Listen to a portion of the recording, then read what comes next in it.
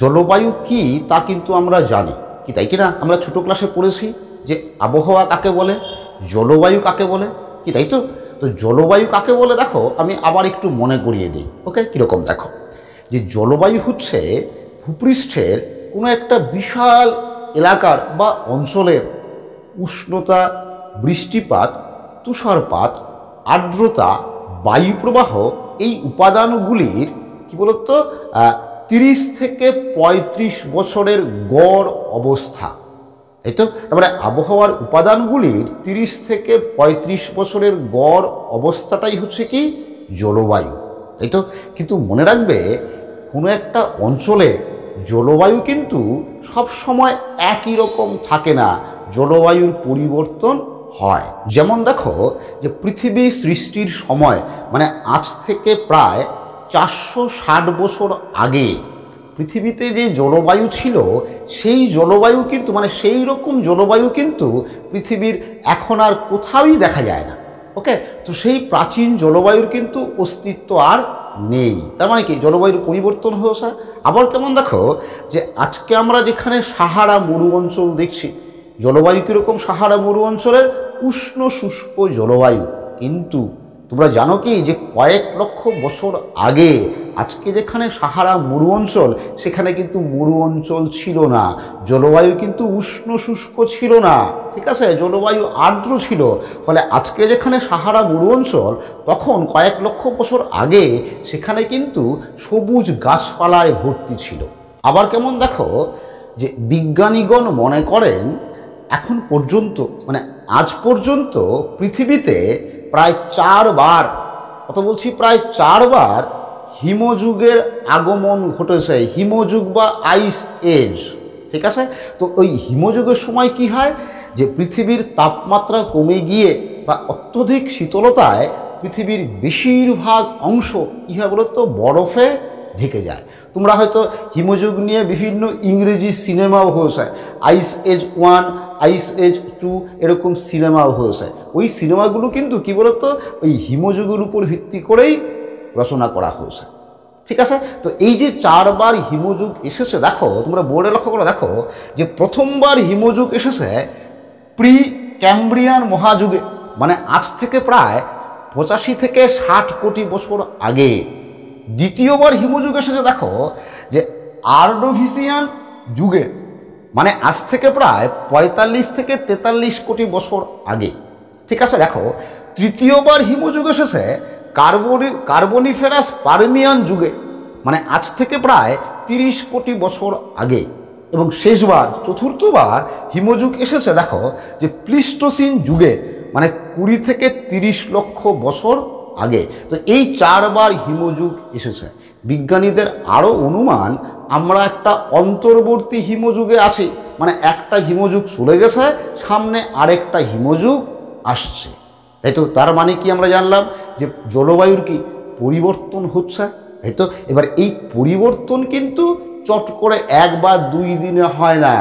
জলবায়ুর পরিবর্তন হতে তোমরা বুঝতেই পারছো হিমযুগ দেখে কি কয়েক লক্ষ, কয়েক হাজার, কয়েক কোটি বছর লেগে যেতে পারে। সুতরাং পৃথিবীতে জলবায়ুর যে পরিবর্তন হয় সেটা আমরা বুঝলাম, তাই তো। এবার তোমাদের মনে প্রশ্ন জাগতেই পারে যে এই জলবায়ুর পরিবর্তন কেন হয়, তাই তো, এবং এটাই কিন্তু আজকের ক্লাসের মূল আলোচ্য বিষয়, ঠিক আছে। দেখো তো যেসব কারণে পৃথিবীতে জলবায়ুর পরিবর্তন হয় সেই কারণগুলোকে আমরা প্রথমে 2টা ভাগ করতে পারি। তোমরা বোর্ডে লক্ষ্য করে দেখো যে জলবায়ুর পরিবর্তনের কারণ প্রথমে 2টা ভাগ করতে পারি, একটা প্রাকৃতিক কারণ, একটা মনুষ্য সৃষ্ট কারণ। ওকে, এবার দেখো এই প্রাকৃতিক কারণের আবার 2টা ভাগ, একটা হচ্ছে মহাজাগতিক, একটা হচ্ছে পার্থিব, ঠিক আছে। তো এই মহাজাগতিক কারণটা কি কীরকম দেখো যে আমরা কি জানি পৃথিবী মহাশূন্যে ভাসছে, এই তো। তো এই মহাশূন্যে পৃথিবীর অবস্থানের পরিবর্তনের জন্য বিভিন্ন সময়ে মহাশূন্যে পৃথিবীর অবস্থানের পরিবর্তনের জন্য যে জলবায়ুর পরিবর্তন হয় সেই কারণটাই হচ্ছে মহাজাগতিক কারণ, ঠিক আছে। আর পার্থিব কারণ কোনটা, যে ভূপৃষ্ঠের বিভিন্ন পরিবর্তনের জন্য জলবায়ুর যে পরিবর্তন হয় সেই পরিবর্তনটাকেই বলা হয় পার্থিব কারণ, ঠিক আছে। তো আজকের ক্লাসে এই দুটা কারণ নিয়ে শুধু আলোচনা করব। একটা কি মহাজাগতিক কারণ, একটা পার্থিব কারণ। ঠিক আছে, তবে দেখে নিই চলো যে মহাজাগতিক কারণগুলি কি কি। দেখো এই যে মহাজাগতিক কারণ, এই মহাজাগতিক কারণের প্রথম কারণটি হলো দেখো যে পৃথিবীর অক্ষের কৌণিক পরিবর্তন। ঠিক আছে, দেখো কীরকম। তো পৃথিবীর অক্ষ কি আমরা জানি, পৃথিবীর অক্ষ কোনটা, যে পৃথিবী যে কাল্পনিক রেখা বা মেরুদণ্ডের উপর ভর করে ঘোরে।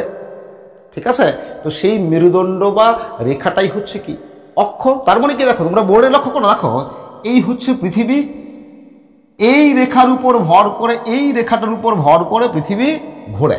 তো এই রেখাটাই হচ্ছে কি পৃথিবীর অক্ষ বা মেরুদণ্ড, তাই তো। আবার আমরা এও জানি যে পৃথিবীর অক্ষ বা মেরুদণ্ড এটা মনে করো কক্ষতল, এই কক্ষতলের সঙ্গে কত ডিগ্রি কোণ করে থাকে, 66.5 ডিগ্রি কোণ করে হেলে থাকে, তাই তো। তার মানে কি যে পৃথিবীর অক্ষ বা মেরুদণ্ড সবসময় 66.5 ডিগ্রি কোণ করে হেলে থাকে। ওকে, এইবার যদি আমরা এই মেরুদণ্ডটাকে বা অক্ষটাকে কল্পনা করি যে উলম্বভাবে আসে, যদি ধরে নেই যে অক্ষটা উলম্বভাবে আসে, ঠিক আছে, তাহলে কীরকম হয় দেখো। মনে করো এই আমি অক্ষটা আঁকলাম, উলম্বভাবে আঁকলাম, মনে করো এই উলম্ব অক্ষ, এই হচ্ছে উলম্ব অক্ষ। এটা কি আমি ধরে নিলাম, কাল্পনিকভাবে ধরে নিলাম। ঠিক আছে, তো অক্ষটা আছে এরকম, কিন্তু আমি ধরলাম যে উলম্বভাবে আসে। তাহলে এই কাল্পনিক উলম্ব অক্ষ আর পৃথিবীর অক্ষের মধ্যে এই যে কোণ তৈরি হয়, এর মান কত আমরা জানি, কত, 23.5 ডিগ্রি, তাই তো। তাহলে 23.5 ডিগ্রি কোণে হেলে আসে। আর এই হেলে থাকার জন্যই কি হয় বলতো, আর হেলে থাকার জন্যই দিন রাত্রির হ্রাস বৃদ্ধি হয়। ওকে, আর দিন রাত্রির হ্রাস বৃদ্ধি হলে তাপমাত্রা আরও বা উষ্ণতা আরও কম বেশি হয়। ঠিক আছে, আর তোমরা একটা বিষয় মনে রাখবে যে উষ্ণতার পরিবর্তনই হচ্ছে জলবায়ুর পরিবর্তনের মূল কারণ। মানে উষ্ণতার পরিবর্তন হলে জলবায়ুর পরিবর্তন হবে। কি বললাম যে পৃথিবী এভাবে হেলে থাকার জন্য পৃথিবীতে দিন রাত্রির হ্রাস বৃদ্ধি হয়, আর হ্রাস বৃদ্ধি হওয়ার জন্যই ঋতু পরিবর্তন হয়। এই তো কীভাবে হয় একটু সংক্ষেপে বলে নিই, দেখো কীরকম। তোমরা জানো যে পৃথিবীতে উত্তাপের সমতা কী করে বজায় থাকে, কী করে বজায় থাকে।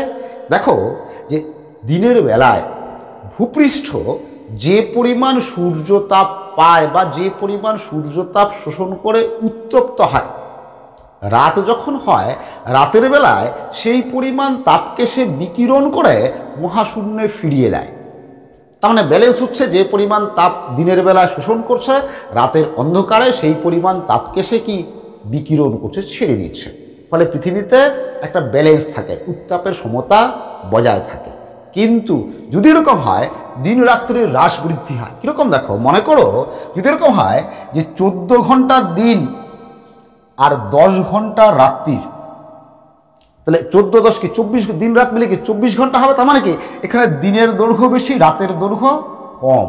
তার মানে ভূপৃষ্ঠ সূর্যতাপ পাচ্ছে কতক্ষণ ধরে, 14 ঘন্টা ধরে, তাই তো। আর তাপ ছাড়া সময় পাচ্ছে কতক্ষণ, মাত্র 10 ঘন্টা। তাহলে 14 ঘন্টায় যে পরিমাণ তাপ সে গ্রহণ করবে, 10 ঘন্টার রাতে সেই সমপরিমাণ তাপকে সে বিকিরণ করতে পারবে না। ফলে কি কি বলতো, পৃথিবীতে উত্তাপ জমতে থাকে, তাপ জমতে থাকে। ওকে, ফলে বায়ুমণ্ডলের তাপমাত্রা বেড়ে যায়। তখন কি হয়, গ্রীষ্মকাল হয়।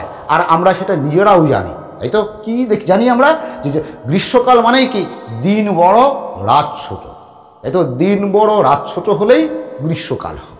ওকে, আবার কি দেখো, যদি উল্টোটা হয়, মনে করো দিন মনে করো 10 ঘন্টা, রাত মনে করো 14 ঘন্টা, তাহলে দিনের দৈর্ঘ্য কম বা দিন ছোট রাত বড়, তাহলে উল্টোটা হবে। তাহলে ভূপৃষ্ঠ তাপ পাবে কতক্ষণ, কত, 10 ঘন্টা মাত্র তাপ পাবে, এই তো। আর ছাড়ার সময় পাবে কতক্ষণ, রাত 14 ঘন্টা বিকিরণ করার সময় পাবে, এই তো। ফলে কি ভূপৃষ্ঠ বা বায়ুমণ্ডল শীতল হয়ে যাবে, তখন কি হবে, শীতকাল হয়, এই তো। আমরা সেটাও নিজেরাও জানি, এই তো। শীতকাল মানেই কি, যে দিন ছোট রাত বড়, তখনই শীতকাল হয়। আবার কেমন হয় দেখো, তোমরা বোর্ডে লক্ষ্য করো, আমি কি বলেছিলাম যে পৃথিবীর এই যে অক্ষ আছে, পৃথিবীর এই অক্ষ এই কাল্পনিক উলম্ব অক্ষের সঙ্গে কত ডিগ্রি কোণ করে হেলে থাকে? 23.5 ডিগ্রি কোণ করে হেলে থাকে, তাই তো। কিন্তু এই কৌণিক মানটা কিন্তু সব সময় 23.5 ডিগ্রিতে স্থায়ী থাকে না, সব সময় 23.5 ডিগ্রি থাকে না, এর মানের কিন্তু পরিবর্তন হয়। ঠিক আছে, দেখো তার মানে এটা 23.5 ডিগ্রি কোণ হেলে আসে, তাই তো। এবার এটা 23.5 ডিগ্রি থেকে 24-25 ম্যাক্সিমাম 25 ডিগ্রি পর্যন্ত হেলে পড়তে পারে। তাহলে পৃথিবীর অক্ষ কত, কি বলছি, মানে এই কোণের মান কত 25 ডিগ্রি পর্যন্ত হতে পারে। তার মানে কি যখন 25 ডিগ্রি হবে তখন কি হবে, আরও ডান দিকে পৃথিবী আরও ডান দিকে হেলে পড়বে, তাই তো। এবার 25 ডিগ্রি যখন হয়ে যায়, ম্যাক্সিমাম 25 ডিগ্রি, এরপরে আবার এটা সোজা হতে থাকে, এরকম আবার মানে এই হেলে আসে, এবার আবার সোজা হতে থাকে। ঠিক আছে, সোজা হতে হতে কত বলতো 22 ডিগ্রিতে পৌঁছাতে পারে, মানে এই কোণের মানটা 22 ডিগ্রি হতে পারে। ঠিক আছে, তার মানে কি বলছি যে পৃথিবীর অক্ষের কৌণিক মান কত হতে পারে, 22 ডিগ্রি থেকে 25 ডিগ্রি পর্যন্ত হতে পারে। ঠিক আছে, কীরকম দেখো, এবার এই যে 25 ডিগ্রিতে, মনে করো 25 ডিগ্রিতে হেলে পড়লো, এবার সোজা হচ্ছে কততে আসবে, 22 ডিগ্রিতে আসবে। তো 25 ডিগ্রি থেকে 22 ডিগ্রি আসতে প্রায় 41,000 বছর সময় লাগে। তাহলে 25 থেকে 22-এ আসলো কত বছর পরে, 41 বছর লাগলো।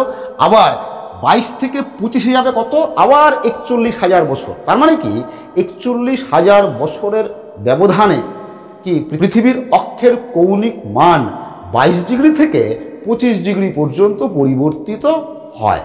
তো পৃথিবীর এই অক্ষের কৌণিক মান যখন সবচেয়ে কম হয়, কত বলছি, সবচেয়ে কম কত, 22 ডিগ্রি হয়, তখন কি হয় বলতো, যখন 22 ডিগ্রি হয় তখন গ্রীষ্মকালে দিনের দৈর্ঘ্য আস্তে আস্তে কম হতে থাকে। কিন্তু আমরা কি জানি, গ্রীষ্মকালে দিনের দৈর্ঘ্য কি হবে, বেশি হবে। কিন্তু এখানে কি বলছি, গ্রীষ্মকালে দিনের দৈর্ঘ্য আস্তে আস্তে ছোট হতে থাকে। ফলে কি বলতো, তাপমাত্রা কমতে থাকে, গ্রীষ্মকালের তাপমাত্রা কমতে থাকে, তাই তো। এবং কি বলতো, শীতকালে দিনের দৈর্ঘ্য বাড়তে থাকে। তার মানে কি বলতো, যে শীতকালে দিনের দৈর্ঘ্য কি কম হবে, তাই তো। কিন্তু শীতকালে দিনের দৈর্ঘ্য বাড়তে থাকে, তার মানে কি শীতকালে তাপমাত্রা বাড়তে থাকে।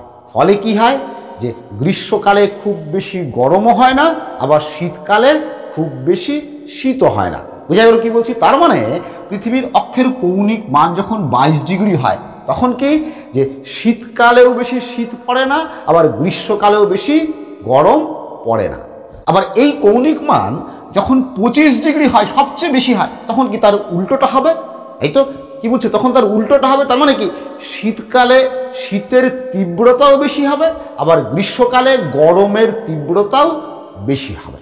এবার দেখো যে মহাজাগতিক কারণের দ্বিতীয় কারণটি হলো, দেখো যে পৃথিবীর কক্ষপথের আকৃতির পরিবর্তন।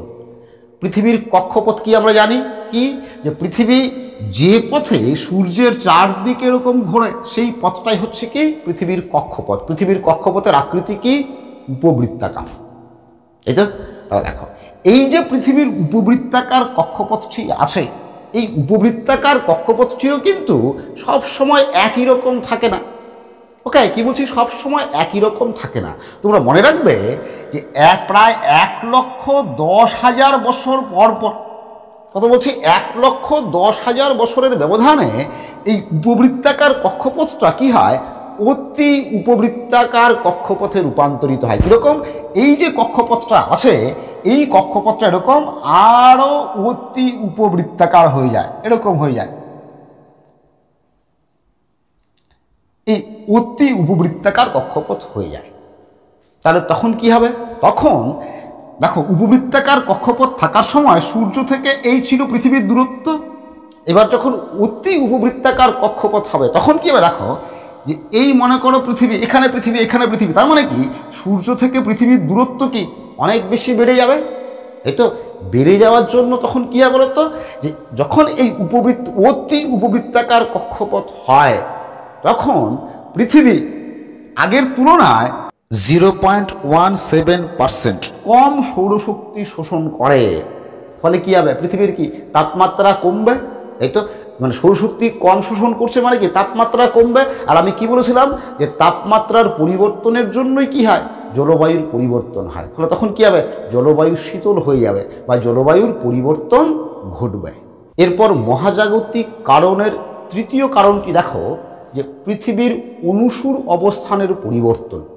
আমরা অনুসুর অপসর কি আমরা ছোট ক্লাসে পড়েছি, তাই তো? অনুসুর কি, যে সূর্য থেকে পৃথিবীর সবচেয়ে কাছে অবস্থানটা হচ্ছে অনুসুর। কোন তারিখে হয়? 3রা জানুয়ারি তারিখে, তাই তো? আর সূর্য থেকে সবচেয়ে দূরে, পৃথিবীর সবচেয়ে দূরে অবস্থানটা কি? অপসুর, তাই তো? কোন তারিখে হয়? জুলাই মাসের 4 তারিখে বা 4 জুলাই তারিখে। তোমরা দেখো জুলাই মাসের 4 তারিখে সূর্য থেকে পৃথিবী সবচেয়ে দূরে আসে, কিন্তু মনে করে দেখো তো জুলাই মাসে আমাদের এখানে কি হয়? গ্রীষ্মকাল, কি তাই কি না? তার মানে দেখো যে সূর্য থেকে সবচেয়ে দূরে আছে, কিন্তু তখন গ্রীষ্মকাল। কোথায়?